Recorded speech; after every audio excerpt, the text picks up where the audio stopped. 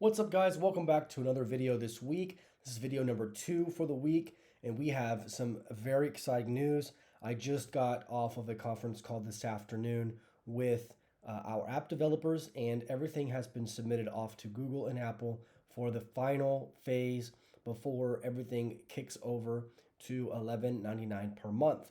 Now, if you're watching this for the first time and you're seeing that it is $11.99 per month, don't worry, guys, you're going to get access to everything as it is right now on the app.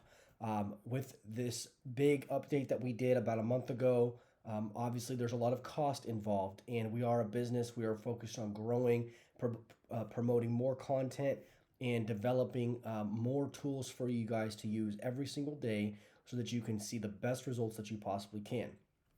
Now, $11.99 a month, it comes out to 39 cents per day. That's cheaper than a McDonald's cup of coffee. Black, like no sugar, no creamer. It's black coffee from McDonald's. That is cheaper than McDonald's coffee.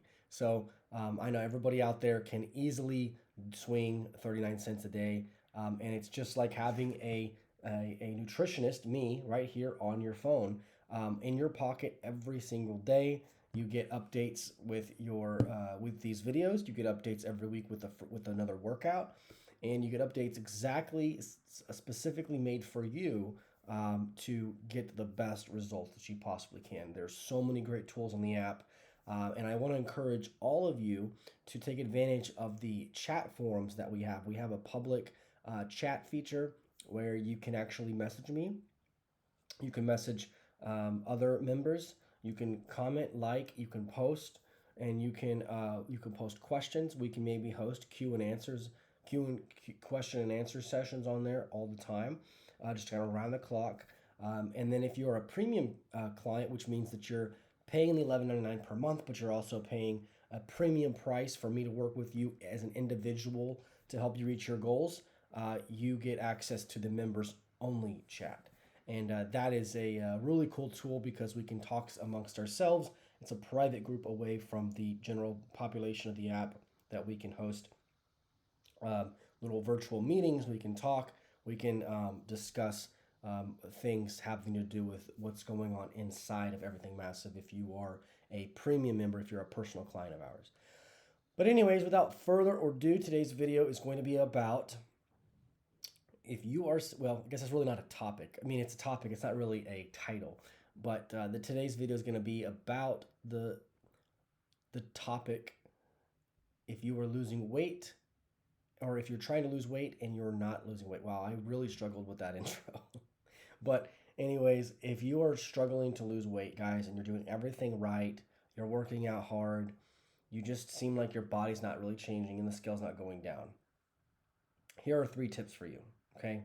Tip number 1, go get a glucometer. You can buy a glucometer at the grocery store, at Walmart or Kroger or something for like $20 at most. $20, buy the little strips, prick your finger, and then get the blood, and then read your blood sugar. You should be reading your blood sugar fasted every morning before you do anything. Before you even have your coffee, check your blood sugar. You should be checking your blood sugar before you eat, so you can mark it down, then measure it after you eat, and then record that. Measure it before you work out, and then measure it right after you work out. That way you know where your body's utilizing its carbs. Obviously, if I get up and my blood sugar level is at 110 fasted, then I eat a bagel and I check it 30 minutes after I eat, and it's at 190, then obviously it's going to go up because of the carbohydrates in the bagel. They've increased my blood sugar. If I go to the gym right after I eat that bagel and my blood sugar is at 85, that's a big drop in blood sugar. That means I have utilized those carbohydrates very efficiently. Matter of fact, I probably utilized those carbs in the bagel, but then I also tapped in to what was in my muscle cells from the day before, from the carbs I ate yesterday that have already been digested. And I've utilized those carbs. My blood sugar is now in a low state. So if you're running high blood sugars around the clock, chances of you losing weight are very, very minimal. Very, very little. You're probably not going to lose weight. Matter of fact, you won't lose weight if you're running high blood sugars. What I like to say for athletes is you should always keep your blood sugar at least 100, if not lower. For me, my fasted blood sugar will be like 70 to 75. After I eat a big carb meal, like I just had some chicken and rice, about 75 grams of carbs with rice. My blood sugar yesterday when I checked it was probably, I think it actually went up to 85. And it's still very low after 75 grams of carbs. Um, After I worked out, my blood sugar was at 71.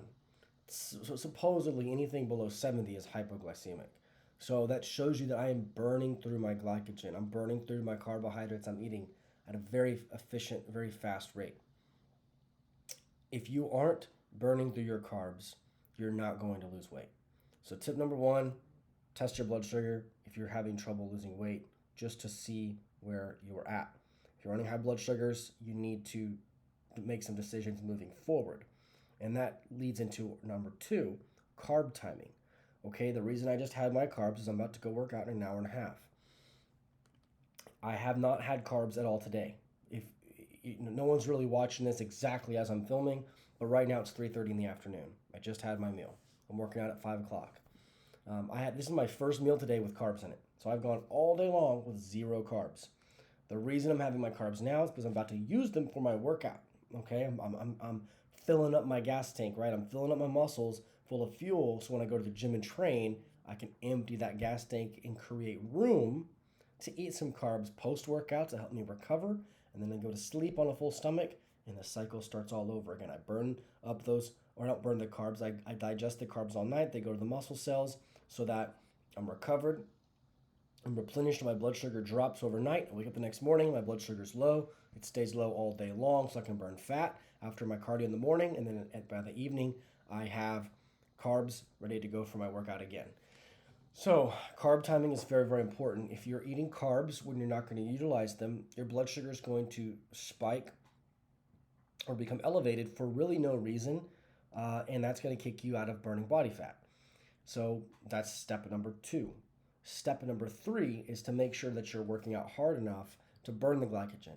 All right, it makes no sense to have a massive chicken and rice meal with tons of rice and bread and pasta or whatever, and then go get on the treadmill and walk. That doesn't do anything. It's not going to burn any body fat, because walking is aerobic exercise that does not need carbohydrates to be utilized as energy. Anaerobic exercises like lifting weights, sprinting, lifting weights very, very intense would require carbohydrates. But the key is how you need to ask yourself, how many carbs am I going to utilize for the workout? Now, none of us can answer that question without being in a laboratory and being hooked up to all kinds of machines and things. But just as a basic rule of thumb, if you're going to have an intense, heavy, hard, craziest workout that you ever can imagine, it's safe to say that you can have a little bit more carbs because you're about to utilize those carbs.